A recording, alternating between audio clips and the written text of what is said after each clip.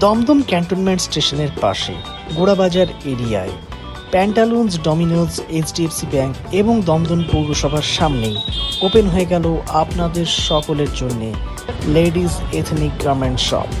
শপের নাম হচ্ছে রুদ্র অভিষেক কালেকশনস। আপনারা আসুন, প্রত্যেকে এখানে এসে আমাদের দোকানের কালেকশনস দেখুন এবং আমাদের থেকে পারচেস করুন। এখানে প্রিমিয়াম সমস্ত জামা কাপড়ের সম্ভার রয়েছে।